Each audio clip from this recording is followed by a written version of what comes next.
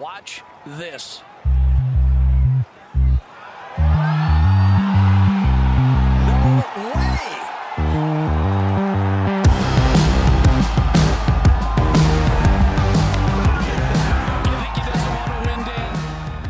We're currently set up here in the grandstand, just right of one, left of 18, looking out on possibly one of the greatest scenes in golf. Yeah, it's pretty good, isn't it? We're up right hand side of one, looking down 18. Got Russex in front of us. How good do the contours on 18 look, by the way? Yeah, they look sick. All the movement there that you actually don't appreciate when you play 18 until you look at it. It's not an angle we've ever really seen this from the air, because usually you're pointing the drone up towards the RNA from the Swilcan burn or whatever. But yeah, magical. All week it's been everyone's been going left down one. I mean, we should context it. It's Sunday morning. The Sunday morning, final day of the Open Championship, the 150th Open at St Andrews, and we're looking down. And all week people have been going down left of one, but that you can see from here. Actually, it's the first time I've sat here this week, and you can see from here that that's really hilly where they go. Like, it's all flat down on one. I don't know why they always go left. Because you get a better lie, don't you? The thing is, you can actually bring disaster in on the right, I think, off that tee. The real safe line is the bridge. Anyway, actually, we're not really here to talk about how you play this golf course. Well, one just before we do jump into it, it's quite only because of the view of where we're sat. That amazing how much history is just in front of us, just on Links Road. Yeah, and Links Road, which obviously stretches down from the Open shop and where old Tom Morris used to live, right down to where we can see the new clubhouse, and all the way to the very end, really.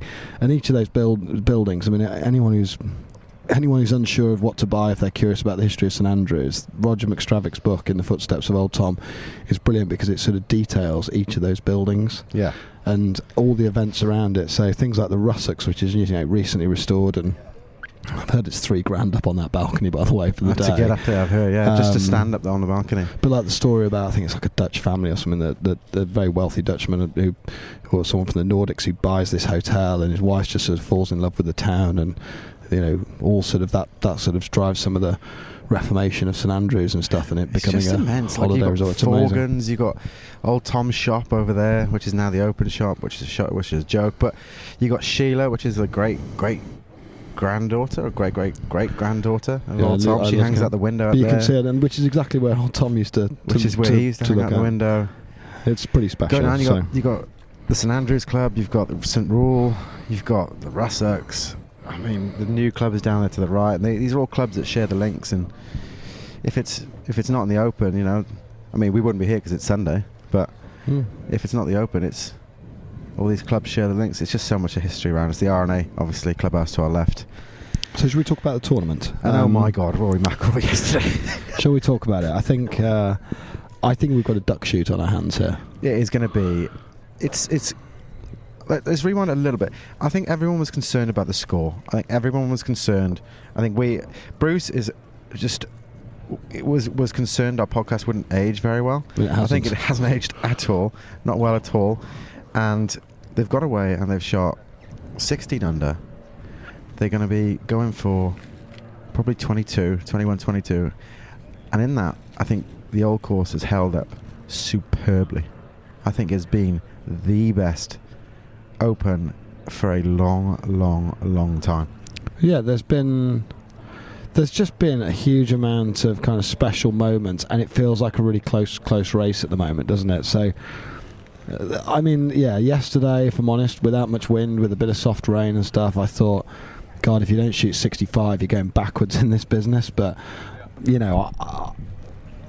66 was pretty much the best. I think Kisner got a 65 out of it yesterday. One of the biggest hitters, obviously. So maybe we're looking at similar numbers today. It does feel like 20 is going to need to be the score. Maybe one or two better than that. But and the issue with this is we're recording this a matter of hours before Rory tees off. So the likelihood of this one aging well, if we go too far down the narrative of McIlroy, is a disaster. But there's a little bit of something in my head where you think everything with where the professional game is at now, the whole narrative around LIV.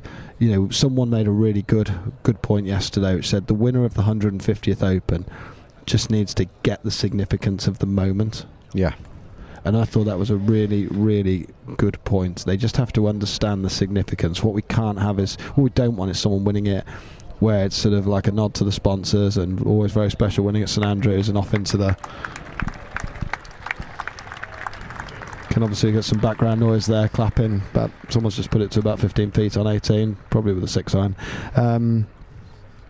Yeah, I think that's what we want more than anything, right? And Rory would clearly encapsulate that for me.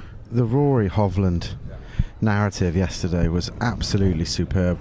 And a friend of ours that was out walking the course, they were following the final group, and he explained the situation to us. So he said that they were out there, they were following the 9th green, they were on the 9th green.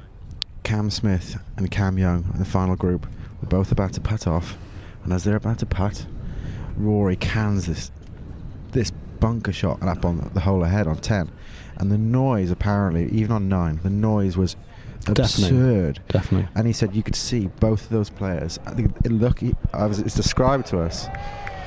Someone's nearly put it close. It's in the Valley of Sin. The noise, he said. What brilliant atmosphere. The noise that reverberated around that 9th green with Cam Smith and Cam Young on, he said in their face you could see they were like, holy shit, McIlroy. Larry hold out McIlroy. back-to-back wedges. I mean, we haven't even talked there. Larry hold out for eagle on 9. He was in a desperate position off the tee. Holds out with a wedge, then follows it up on 10. It's obscene. Yeah, but all of that stuff has just made this such a great event. But it's one of those things.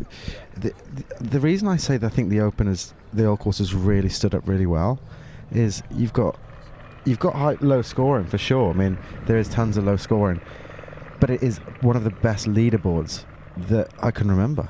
You know, you've got Hovland, you've got Rory, you've got Cam Smith, Cam Young, you've got Scheffler's Scheffler, there, DJ was playing up well. there. It's just like, it is literally the who's who of the top 10 in the world, which goes to show the Old Course produces, or people who score on the Old Course are the best players in the game. Well, it's maybe I sense that some of the... I think we've got Harold Varner being announced onto the tee here.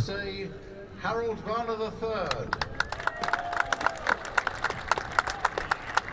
Brief pause. I've noticed that some of the noise around par and how much it's getting destroyed has actually sort of subsided a smidge throughout the week, which I think is good. I really think it makes absolutely no difference. A close championship that's won at 25 under par is way better than a one-horse race when someone wins at 3 over. So, I think that's been amazing.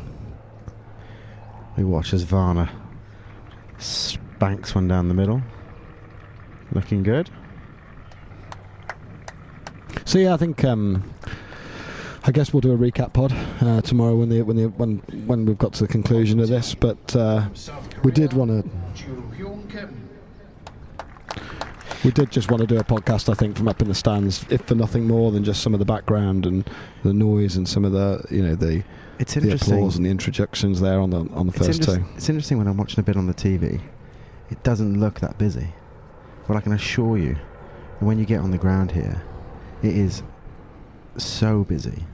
It's just an absolute rammed. scrum with the big groups. It's I mean, for all its greatness, it's not the greatest spectator course if you want to follow groups around. But the grandstands are actually brilliant here. I've never been a big fan of sitting in grandstands and watching groups come through, but because there's such a variety in the shots that they're playing, and because some of them want to keep it on the ground and some of them want to put it in the air, like it's actually a really good place to sit and watch multiple people play. Yeah. But I think the whole purpose of this thing has been what we wanted to achieve with these micropods that have led to what we're doing this week, is try and bring a little bit of the Open to the people that couldn't make it. And the atmosphere, the feel around here, the excitement, I think today is shaping up to be That's probably pretty one of the special, greatest for sure. Sundays. By the way, we should just flag, we recorded a podcast just with Lee Wybransky, the artist who obviously does brilliant commissions for each of the major championships and has done so for 20 years. I thought Lee was going to be a good pod. He was world class. Yeah. We're going to chuck that in the chamber and release that in a week or two's time when we just to make also sure it doesn't get lost in the mania of these micropods. So we've also got a couple of his posters that he signed for us, and that we're going to put up for grabs on Instagram or Twitter, and 100%. And get you guys, hopefully the people that couldn't attend, have a little bit of history from here with Lee that signed it. So this might be our last. Hopefully, it's not our last micropod from St Andrews. But honestly, we've loved every minute of being here, and hopefully, through our little idiotic ramblings, you guys have managed to feel like you've had a little bit of it as well. So we will check in with you post round. But until next time. Adios. Watch this.